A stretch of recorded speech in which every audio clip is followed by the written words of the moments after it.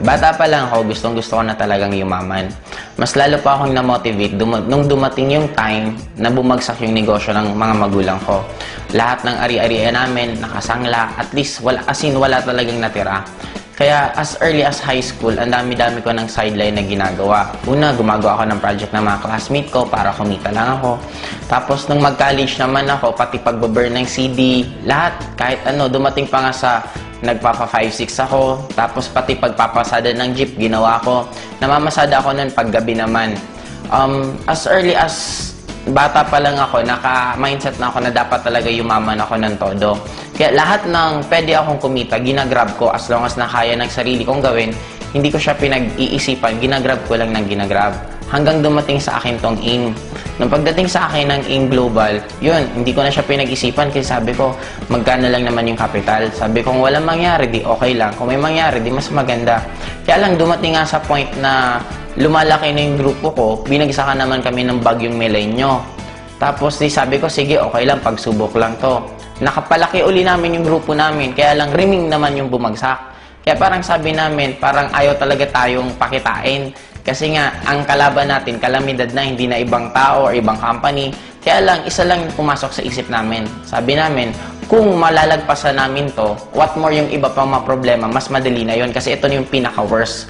That was 2006 yung nagkaroon ng riming. Noong 2007, dun ko na halos ginibap din lahat. Birthday na birthday ko, nasa Lucena ako, nagpipresent ako. Basta ang dami kong ginawa na minsan hindi ko pa ginawa sa tanang buhay ko. Pero 2007, yun din yung time na nagkaroon ako ng first car ko. Yun din yung time na first time ko makapunta ng Hong Kong. Hanggang tuloy-tuloy na. 2008, yun, 2009, makabila ako ng second car. Ngayon, kumikita na ako ng 7 figures a month. Kumbaga parang sabi ko, parang kailan lang. Dati nag-uumpisa kami, parang motor lang talaga dala-dala ko na ultimo lahat ng downline, wala din. Ako lang yung may motor. Yung motor ko pa hindi pa ganun kagandahan. Kaya wala talagang maniwala-niwala sa amin.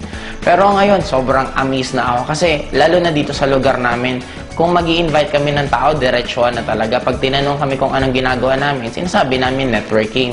Tapos, ang good thing ngayon, meron na kaming sariling identity. And by next year din, bibili na ako ng sariling building na doon na namin ilalagay mismo yung opisina ng AIM Global. Kung mga first time in the history of networking dito sa lugar namin, ang dami namin kumitang tao na nagkaroon ng sasakyan and bibili din ako ng resort para susunod doon na kayo magkakandak ng training. At yung mga grupo ko from other na place, pwede silang pumunta dito para maipasyal ko rin. Ang point ko kasi, iba pala talaga pag kumikita ka ng pera. Darating sa point na halos hindi mo na sa'yo importante yung pera. Ang pinaka-importante na lang sa'yo is yung convenient ng buhay mo. Ngayon, imaginein mo guys, by next year, ang isa pa sa plano ko, bibili kami ng yate. Kasi meron ng parking dito sa amin. Sabi ko nga, talagang lakas ng attraction ko. Kasi inuna muna yung parking ko bago yung yate kong bibilhin. I'm proud to be alive sa walang ibang numero 1 networking company. AIM Global Power. Grabe! And third din po is bibiling ko this coming December is Hummer. Sobra po akong talagang naa-amaze kasi sobrang laki po. Ang halaga po niya sa around 6.8 million. Isang sasakyan lang po. And ang kagandahan pa po ngayon, yung lifestyle na kahit saan pwede kang pumunta. Imagine mo guys, tuwing pumupunta ako sa magagandang lugar, tina-timing ko na halos konting tao. Kasi bakit? Para hindi masyadong magulo. Pumupunta ako, namamasyal ako weekdays. Guys, grabe guys! First time Asian Cross. Woo! Ang pinakamasarap dito, lahat ng pwede mong ma-experience sa buong buhay mo, pwede mong ma-experience sa AIM Global in a span of a few years lang. Grabe! Power! Woo! Katatapos lang namin magyate. Ngayon, hindi mo ba gagawin namin? Mag-jet ski kami. Yeah!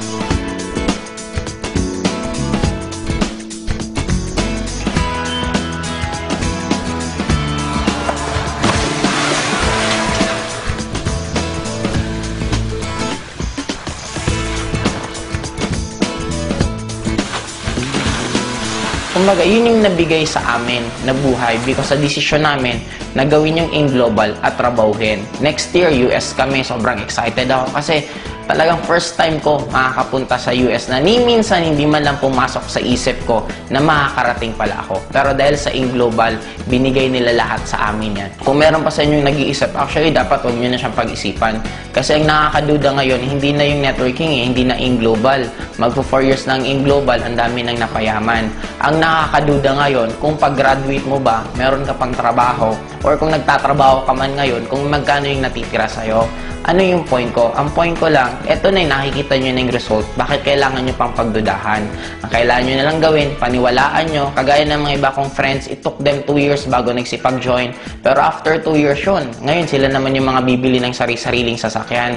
Yun pala yung kagandahan sa AIM. Pag once naniwala ka at trinabaho mo, meron at meron at meron talagang mangyayari.